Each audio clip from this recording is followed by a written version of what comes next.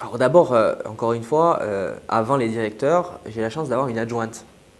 Elle s'appelle Simone Goering. Elle a été conseillère exécutive en charge de la culture, notamment la première conseillère exécutive en charge de la culture à la collectivité territoriale de Corse. Elle a une expérience, elle a des connaissances et elle a cette passion. Donc la culture et le patrimoine, évidemment, c'est un projet indissociable. Alors vous avez le patrimoine, c'est l'un des pans essentiels de notre politique. Et puis vous avez la culture, l'activité culturelle, le théâtre, les spectacles vivants, les animations musicales, ce qui est possible pour les enfants, il y en a pour tous les goûts, tous les âges. Les initiatives privées également, le Festival du film italien qui fêtera ses 20 ans cette année, qui est une réussite chaque année, le Festival du film britannique, des festivals divers et variés. La culture, ça peut prendre différentes formes. La culture et le patrimoine, ça englobe d'autres choses. Vous avez le Palais Fèche, qui est un musée des beaux-arts. Je veux augmenter le nombre de jours d'ouverture du Palais Fèche. Ça fait partie de mes objectifs principaux. Nous avons lancé le dialogue social à la fin de l'année 2017. Nous voulons qu'en 2018, ce joyau ajaccien soit ouvert plus souvent. Nous serons à présent dotés d'un centre d'interprétation de l'architecture et du patrimoine. Il s'appelle le SIAP. Alors derrière ce terme un peu générique, que se cache-t-il? Il se cache d'abord la labellisation de la ville d'Ajaccio comme ville d'art et d'histoire. Et le SIAP, ce sera la possibilité pour ceux qui viennent nous rendre visite de voir en quelques minutes l'ensemble des possibilités qui existent à Ajaccio pour visiter notre patrimoine culturel, naturel, historique. Lorsque je reprends le dossier du baptistère Saint-Jean en main pour sortir de cette espèce de sarcophage de béton et faire quelque chose qui soit offert aux Ajacciennes et aux Ajacciens en priorité, mais ensuite à ceux qui viennent nous rendre visite. La culture, elle est là. Lorsque nous envisageons le plus sérieusement du monde de récupérer le cinéma L'Empire, qui est un joyau lui aussi de la culture ajaccienne, d'abord pour le classer, parce qu'il ne l'est pas et parce qu'il doit l'être, et ensuite pour essayer d'y réfléchir en matière théâtrale. Lorsqu'on essaye de réfléchir sur le devenir du théâtre Calisté, qui nous tient particulièrement à cœur, et notamment au premier adjoint au maire d'Ajaccio, quelque chose qui est naturellement particulièrement important, c'est Napoléon Bonaparte. Je pense qu'au niveau de notre patrimoine, Napoléon est omniprésent. Certains peuvent même dire que c'est trop. Et je pense qu'on n'en a jamais fait assez. Pourquoi? Parce que c'est une star mondiale, Napoléon Bonaparte. C'est une marque. Il est connu dans le monde entier. Et il y a des gens qui seraient vraiment heureux de venir ici exprès pour Napoléon Bonaparte. Aller aux confins de la Russie, ils connaissent Napoléon Bonaparte. Aller aux États-Unis, ils connaissent Napoléon Bonaparte. Aller en Asie, dans n'importe quel pays, ils connaissent Napoléon Bonaparte. Alors nous, on a une chance, il est né chez nous. Il est né à Ajaccio, dans la vieille ville. Donc j'ai, aujourd'hui, pris la décision de faire, en lieu et place de l'hôtel de ville, pour ce personnage immense, un espace muséal réservé. Tout le deuxième étage de l'hôtel de ville devrait normalement devenir un musée dédié à Napoléon Bonaparte. Derrière ce projet de création muséale, je parle d'un musée national qui devra évidemment et naturellement être en parfaite connivence avec la maison natale de Napoléon, qui elle est de la responsabilité de l'État.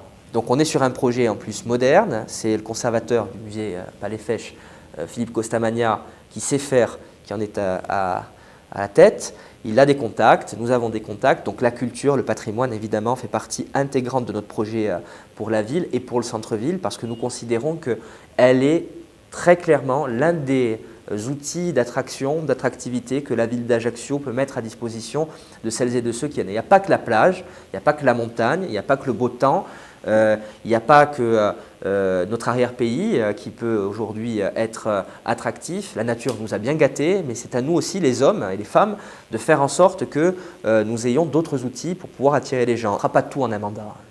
Je vous le dis très clairement, le temps manque. Dans 2 ans, il y a des élections. Mais on aura fait beaucoup de choses. Et on aura déjà tracé des jalons qui soit pour nous-mêmes, si nous nous succédons à nous-mêmes, ou pour ceux qui nous succéderont, seront de nature à positionner la culture comme un élément central. La politique touristique, d'abord, c'est une compétence régionale, avant tout. Il y a des stratégies qui sont définies depuis l'Agence de tourisme de la Corse, qui a son siège à Ajaccio.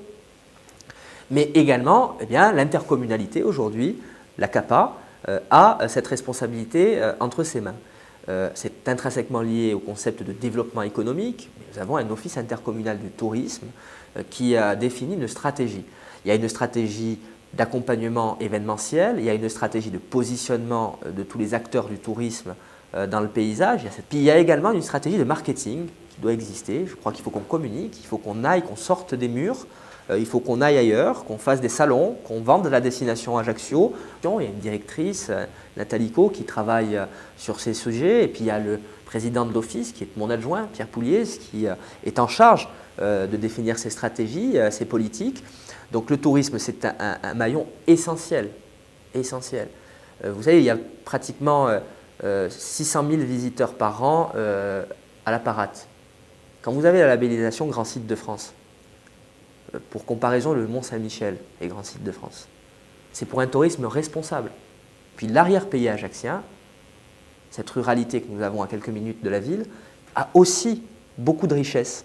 Donc le tourisme, il est producteur de richesses, il est créateur d'emplois. Il ne doit pas être notre seul mode de développement. Je le dis très clairement, je ne souhaite pas que nous soyons dans du tout-tourisme. Ce n'est pas le modèle de société dans lequel je veux inscrire mon territoire et la ville dont je suis le maire. Pensez qu'avec les 500 000 croisiéristes que la CCI permet à la ville d'Ajaccio d'avoir chaque année, qu'il y a quand même en moyenne une consommation qui va de 50 € à peu plus par personne, multiplié par 500 000, ça va dans le commerce, ça va dans la vie quotidienne des Ajacciennes et des Ajacciens. Donc le tourisme est quand même essentiel. Et puis surtout pour l'image de marque d'Ajaccio, bien recevoir ces touristes, c'est important parce que lorsqu'ils rentrent chez eux, ils parlent en bien ou ils parlent en mal. On a la chance d'avoir quelques crèches sur Ajaccio qui reçoivent beaucoup de familles, beaucoup d'enfants. Et moi, je suis heureux de voir l'efficacité de nos agents qui y travaillent et le dévouement dont ils font preuve au quotidien pour recevoir dans les meilleures conditions les plus petits. On a un service dédié qui est créé maintenant. Annie Coste, mon adjointe, est particulièrement mobilisée sur ce sujet. Nous avons évidemment un projet pour la petite enfance et l'enfance qui est important sur Ajaccio. Parce qu'on a aussi nos écoles, parce que Rosemary Ota Vissarola, mon adjointe, est aussi une femme très engagée sur la question. Il y a la modernisation de nos écoles qui me tient particulièrement à cœur. Je veux d'ailleurs dire aux Ajacciennes et aux Ajacciens que j'ai pris la décision de créer un service dédié aux équipements scolaires, aux équipements des écoles et des crèches d'Ajaccio. J'ai l'intention d'avoir une politique pour l'enfance et pour la petite enfance très forte. Puis la jeunesse c'est l'avenir. Nous avons créé un conseil municipal des jeunes. Bientôt, j'aurai l'occasion de matérialiser les propositions faites par ce conseil municipal des jeunes. On a un conseiller municipal délégué à la jeunesse qui s'appelle Anthony Charrer, qui fait beaucoup de travail, qui est présent sur le terrain. On a des jeunes qui sont investis dans ce conseil municipal des jeunes, qui prennent très à cœur leurs fonctions, leurs responsabilités. Et je conclurai là-dessus. Ajaccio, ce n'est pas seulement une partie de la population qui aujourd'hui fait l'objet de la réflexion du maire. C'est l'ensemble des quartiers. De la Parade à Mezzavi, en passant par le Salario ou le cours Napoléon, nous sommes mobilisés partout, tout le temps, et nous nous adressons à tous, aux anciens, aux jeunes, à ceux qui sont intermédiaires. Il n'y a pas de politique dirigée vers une seule classe de population. Nous essayons de nous occuper de tout le monde et nous essayons de faire en sorte que cette ville, tout le monde s'y sente bien.